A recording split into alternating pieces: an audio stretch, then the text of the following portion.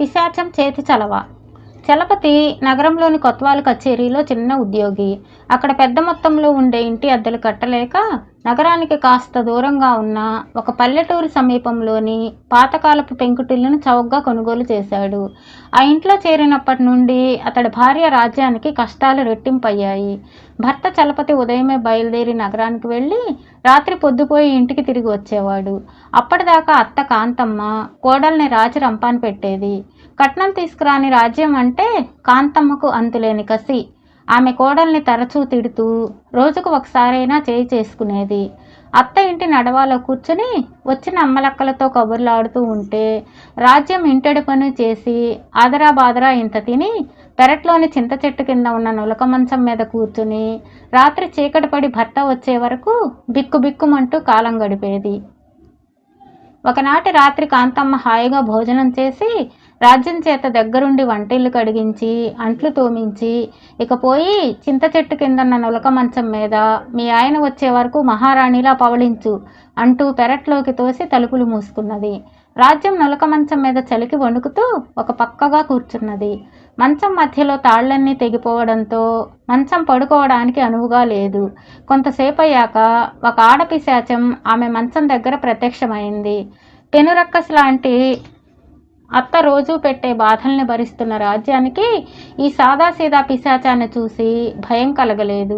నేను పిశాచాన్ని అన్నది పిశాచం కళ్ళు తిప్పుతూ చేతులు ఆడించుకుంటూ. చెప్పాలా, ఆ సంగతి తెలుస్తూనే ఉన్నదిలే అన్నది రాజ్యం నిబ్బరంగా. నా పేరు శాంతి. నా నివాసం నీ నులక మంచానికి రాత్రింబావుళ్ళు నీడనిచ్చే ఈ చింత చెట్టు అన్నది పిశాచం. అంతా సరే, మనుషులకే భీతి కలిగించే ఇంత చీకటి వేళ నువ్వు చెట్టెందుకు దిగినట్లు అని అడిగింది రాజ్యం, త్వరగా దాన్ని వదిలించుకుందామనే ఉద్దేశంతో. ఆహా, అడగవలసిన ప్రశ్నే అడిగావు అంటూ పిశాచి కిచకిచమంటూ నవ్వి, కొన్నేళ్లుగా ప్రశాంతంగా ఈ చెట్టు మీద ఉంటున్నాను.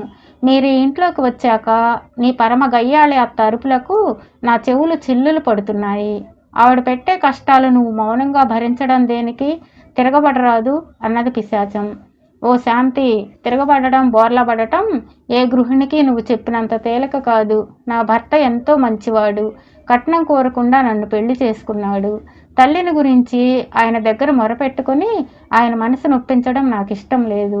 నీకు శాంతి కావాలనుకుంటే ఈ చెట్టు వదిలిపెట్టి మరో చెట్టు చూసుకోపో అన్నది రాజ్యం. ఆ జవాబుకు పిశాచం గట్టిగా తల కొట్టుకొని, నీతో మాట్లాడడం శుద్ధ దండగా. నా సమస్య తీరాలంటే నీ గయ్యాళి అత్తను చూడాల్సిందే అంటూ అక్కడ మాయమై కాంతమ్మ మంచం దగ్గర ప్రత్యక్షమై ఆమె మీదకి వేడిగాలులు ఊదింది. ఈ చలి రోజుల్లో హాయిగా ఇంత వేడిగాలి ఎక్కడి నుంచి వచ్చిందబ్బా అనుకుంటూ కాంతమ్మ కళ్ళు తెరిచి ఎదురుగా ఉన్న పిశాచాన్ని చూసి కెవ్వుమన్నది. పిశాచం నవ్వి, భయపడకు కాంతమ్మ, నేను శాంతిని. నీకు జరిగిన అన్యాయానికి జాలిపడి నీకు మేలు చేయగోరి వచ్చాను అన్నది. పిశాచం మేలు చేస్తాననగానే కాంతమ్మ కాస్త ధైర్యం తెచ్చుకొని, ఇంతకు నాకు జరిగిన అన్యాయం ఏమిటి? నువ్వు చేయబోలే మేలేమిటి? వేగరంగా చెప్పు అన్నది. ఆహా, నీబోటి ఇంత ఉత్తములు, వెన్నలాంటి మనసున్న అత్తలు ఉండబట్టే ఏ మహాప్రళయము రాకుండా లోకం నడుస్తున్నది. చూడు, ఎర్రగాని కట్నం తీసుకురాని కోడలు చేసిన అన్యాయం ఈ జన్మంతా క్షోభ పెట్టేదే గదా అన్నది పిశాచం. ఒట్టి క్షోభ, గుండె కోత నాకు. అందుకే దాన్ని రాచి రంపాన పెడుతూ కాస్తలో కాస్త కడుపు మంట చల్లార్చుకుంటున్నాను, మంచిదాన్ని గనుక అన్నది కాంతమ్మ.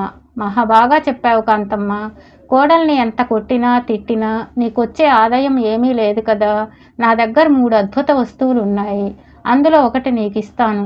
ఇక నీకు డబ్బుకు కరువంటూ ఉండదు అన్నది పిశాచం. ఆ మాటలు వింటూనే కాంతమ్మ లేచి నిలబడి, ఇంకా ఆలస్యం ఎందుకు, ఆ వస్తువులేవో చూపించు త్వరగా అన్నది. పిశాచం ఒక గులాబీ రంగు తువ్వాలును చేతిలోకి రప్పించి, నీ కోడల పిల్లకు తలస్నానం చేయించి ఈ తువ్వాలుతో తల తుడిచి విదిలిస్తే ఒక్కొక్క నీటి చుక్క మంచి ముత్యంగా మారి నీ కాళ్ల ముందు ముత్యాల జల్లు కురుస్తుంది అన్నది. ఎంత అమర్యాద, దానికి స్నానం చేయించి తల తుడవాలా అన్నది కాంతమ్మ మూతి ముడుచుకొని. ఈసారి పిశాచం ఒక వెండి రంగు దువ్వెనను తెప్పించి, ఈ దువ్వెనతో నీ కోడలు తల దువ్వితే దువ్వెనలో చిక్కిన ప్రతి కేశం బంగారు తీగగా మారుతుంది అన్నది. కాంతమ్మ పెదవి విరిచి, నెత్తి మీద నేను పొడిచిన పోట్లకు దాని జుట్టు ఈ పాటికే సగం పైగా ఊడిపోయింది. ఇక మిగిలిన జుట్టు మొత్తం బంగారం అయినా పిడికెడు కూడా చేతికి రాదు అన్నది. పిశాచం ఈసారి ఒక దుడ్డుకర్రను తెప్పించి, కాంతమ్మ బాగా విను, నువ్వు నీ కోడల్ని ఒక తిట్టు తిడితే ఈ దుడ్డుకర్ర ఒక దెబ్బ వేస్తుంది. ఆ వెంటనే కోడల చేతిలోకి ఒక బంగారు కాసు వస్తుంది. అలాగే నువ్వు నీ కోడల్ని ఒక దెబ్బ వేస్తే ఇది 4 దెబ్బలు వేస్తుంది. నీ కోడల చేతిలోకి 4 బంగారు కాసులు వస్తాయి అన్నది. కాంతమ్మ కళ్ళింత చేసి, చెప్పవేం మరి అంటూ దుడ్డుకర్ర లాక్కొని, పనైపోయిందిగా, ఇక నువ్వు దారిన నువ్వు వెళ్ళు అంటూ పిశాచాన్ని కసిరింది. మరుక్షణం పిశాచం మాయమైపోయింది. కాంతమ్మ అప్పటికప్పుడు దుడ్డుకర్ర మహిమను చూడాలనుకుని పెరట్లోకి పోయి నులక మంచం మీద కునికిపాట్లు పడుతున్న రాజ్యాన్ని కుదిపి లేపుతూ, కళ్ళు తెరవ్వే నిద్రగొట్టు మొహమ అంటూ పెద్దగా తిట్టింది. వెంటనే కాంతమ్మ చేతిలోని దుడ్డుకర్ర పైకి లేచి ఆమె తల మీద గట్టిగా ఒక దెబ్బ కొట్టింది. ఆ దెబ్బకు కళ్ళు బయర్లు కమ్మి కెవ్వుమన్నది కాంతమ్మ.